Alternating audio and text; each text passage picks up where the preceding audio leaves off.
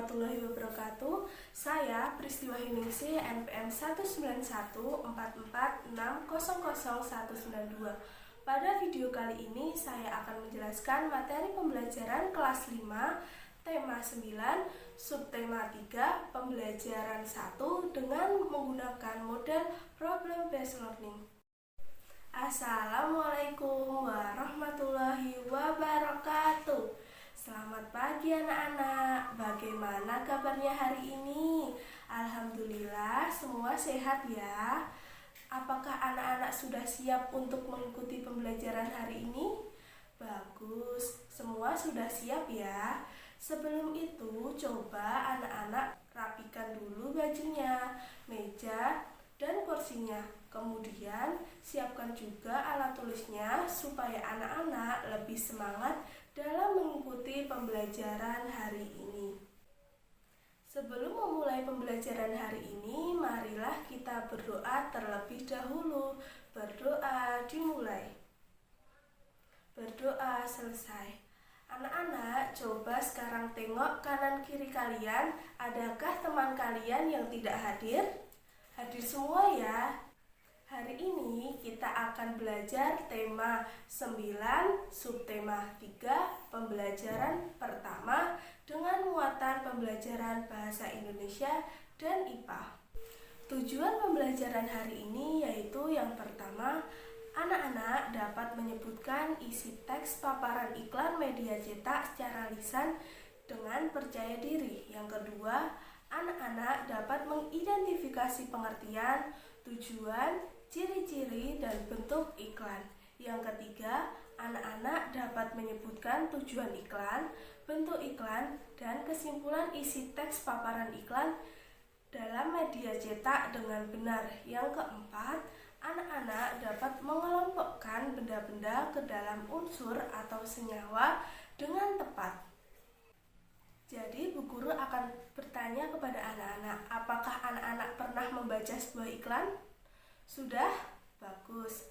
Iklan apa yang biasa kalian temukan? Apa? Iklan lowongan kerja? Ya, bagus. Itu termasuk iklan ya anak-anak. Coba anak-anak perhatikan gambar berikut. Gambar tersebut merupakan contoh iklan media cetak. Nah, coba anak-anak amati produk apa saja yang ditawarkan pada iklan tersebut dan informasi apa yang kalian temukan pada iklan tersebut. Ya, bagus. Produk yang ditawarkan pada iklan tersebut yaitu air Aquarta.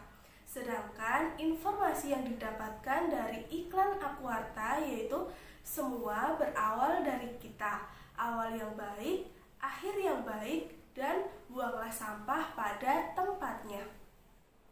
Anak-anak, air minum pada iklan tersebut termasuk contoh zat tunggal atau zat campuran ya. Iya, benar sekali. Air mineral itu bahan utamanya air. Jadi, air mineral itu termasuk zat tunggal. Baik anak-anak, sekarang Bu Guru akan membagi kelompok menjadi 4 kelompok. Setiap kelompok berisi 5 anak. Coba sekarang anak-anak urut berhitung mulai dari 1. 1, 2, 3, 4, 5. 1, 2, 3, 4, 5. Sekarang anak-anak berkumpul sesuai dengan kelompoknya ya. Kelompok 1 dengan nomor 1, kelompok 2 dengan nomor 2, kelompok 3 dengan nomor 3, kelompok 4 dengan nomor 4. Silahkan anak-anak berkumpul sesuai dengan kelompoknya. Bu Guru akan membagikan lembar kerja peserta didik ke masing-masing kelompok. Silahkan LKPD tersebut didiskusikan dengan teman sekelompoknya. Kemudian, pilih satu perwakilan kelompoknya untuk menyampaikan hasil diskusinya. Baik anak-anak, apakah sudah selesai? Ya, bagus. Semua sudah selesai ya. Baik, sekarang perwakilan dari kelompok 1 maju ke depan untuk membacakan hasil diskusinya kepada teman-temannya. Silahkan kelompok 1. Ya, bagus sekali kelompok 1. Kita berikan tepuk tangan untuk kelompok 1. Iya, benar sekali yang dikatakan kelompok 1 bahwa iklan tersebut termasuk iklan kolom. Dan maksud dari tujuan iklan tersebut adalah agar orang dapat menghirup udara segar tanpa asap rokok. Lalu, kesimpulan dari isi iklan tersebut adalah mengingatkan atau menghimbau seseorang agar tidak merokok di sembarang tempat. Bagaimana teman-teman yang lain? Apakah ada yang ingin menambahkan jawaban? Luar biasa, beri tepuk tangan untuk Agil perwakilan dari kelompok 1 dan Kirana yang sudah menambahkan jawaban. Selanjutnya, silahkan perwakilan dari kelompok 2 maju ke depan untuk membacakan hasil diskusinya. Ya, benar sekali yang dikatakan kelompok 2 bahwa air termasuk senyawa, gula termasuk senyawa, asam cuka juga termasuk senyawa, sedangkan oksigen termasuk unsur dan emas juga termasuk unsur. Ya, luar biasa sekali Dava dari perwakilan kelompok 2 yang sudah berani membacakan hasil diskusi kelompoknya. Kita berikan tepuk tangan untuk Dava. Baik, sekarang Bu Guru akan menjelaskan materi muatan bahasa Indonesia tentang iklan media cetak. Iklan merupakan sebuah informasi yang bertujuan untuk mendorong, membujuk, atau memberikan pengaruh pada khalayak ramai atau banyak orang agar tertarik pada barang atau jasa yang ditawarkan. Tujuan dari pembuatan iklan yaitu yang pertama, memberitahukan kepada publik tentang suatu barang dan jasa. Yang kedua, mempengaruhi publik tentang suatu barang dan jasa. Yang ketiga, menyarankan seseorang untuk membeli dan menggunakan suatu barang dan jasa yang diiklankan. Yang keempat, menginformasikan barang dan jasa. Yang kelima, menarik publik untuk membeli barang dan jasa. Ciri-ciri iklan yang baik dan benar itu yang pertama, iklan harus informatif. Informatif artinya menyampaikan informasi dengan jelas. Yang kedua, komunikatif. Yang ketiga, bahasanya singkat dan padat. Yang keempat, menarik. Yang kelima, persuasif. Persuasif artinya mampu meyakinkan atau mempengaruhi pendengar atau pembaca. Berdasarkan bentuknya, iklan dibagi menjadi dua, yaitu yang pertama iklan baris, yang kedua iklan kolom. Yang pertama, iklan baris. Iklan baris adalah iklan yang berisi penawaran atau informasi tentang sesuatu yang hanya terdiri atas beberapa baris. Iklan baris juga disebut juga iklan mini.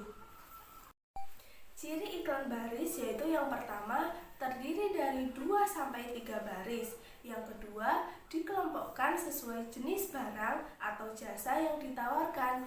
Yang ketiga, informasi ditulis dalam kalimat-kalimat pendek yang biasanya menggunakan singkatan-singkatan untuk menghemat tempat. Yang keempat, terkadang iklan baris dilengkapi gambar dengan ukuran kecil dan tidak berwarna. Yang kelima, dilengkapi dengan nomor telepon penjual yang dapat dihubungi pembeli.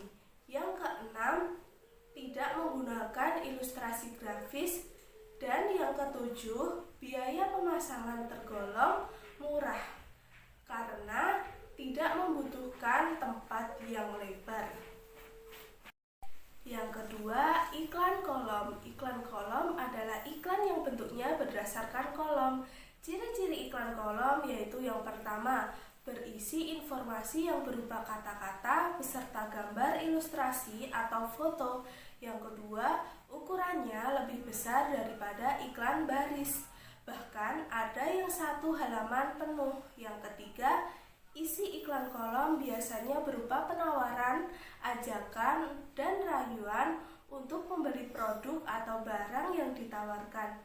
Bisa juga berupa iklan pribadi atau keluarga yang berisi pemberitahuan, misalnya berita pernikahan, berita duka cita, dan ucapan terima kasih.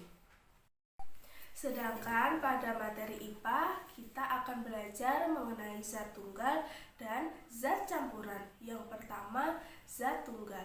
Zat tunggal adalah zat yang terdiri dari satu jenis materi. Zat tunggal dapat juga disebut zat murni. Salah satu contoh zat tunggal di dalam kehidupan sehari-hari adalah air. Zat tunggal dapat berupa unsur dan senyawa. Unsur adalah zat tunggal yang tidak dapat diuraikan menjadi zat lain yang lebih sederhana dan akan tetap mempertahankan karakteristik asli dari unsur tersebut. Contoh unsur yaitu besi, emas, belerang, aluminium, karbon, nitrogen, tembaga, perak, seng, nikel, dan oksigen.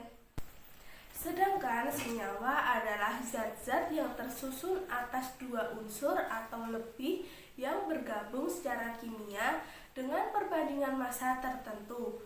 Salah satu contoh zat senyawa adalah air. Air terbentuk dari oksigen dan hidrogen. Contoh senyawa yang sering kita temui dalam kehidupan sehari-hari adalah garam dapur, gula pasir, asam cuka, soda kue, dan vitamin C. Yang kedua, campuran. Campuran adalah gabungan dari dua zat atau lebih yang sifat asalnya tidak hilang sama sekali. Campuran dapat dibentuk dari gabungan unsur dengan unsur, senyawa dengan unsur, atau senyawa dengan senyawa. Contoh campuran dalam kehidupan sehari-hari yaitu air gula, air laut, air sungai, air kopi, air teh, larutan garam, sirup, baja, kuningan, udara, dan tanah. Dari pembahasan tadi, apakah ada yang ingin ditanyakan? Ya, bagus. Jadi semua sudah paham ya? Dari kegiatan pembelajaran tadi, siapa yang bisa menyimpulkan kegiatan pembelajaran hari ini? Kita sudah belajar mengenai apa saja? Silahkan Kirana. Ya, benar sekali. Hari ini kita sudah belajar mengenai apa itu iklan, tujuan iklan, macam-macam iklan beserta contohnya. Selain itu, kita juga telah belajar mengenai macam-macam unsur zat, baik itu zat tunggal maupun zat campuran. Nanti Bu Guru akan memberikan soal evaluasi untuk pertemuan berikutnya. Silahkan anak-anak pelajari tema 9, subtema 3, pembelajaran yang kedua. Sebelum mengakhiri pembelajaran pada pagi hari ini, marilah kita berdoa terlebih dahulu. Berdoa dimulai. Berdoa selesai. Bu Guru akhiri. Wassalamualaikum warahmatullahi wabarakatuh.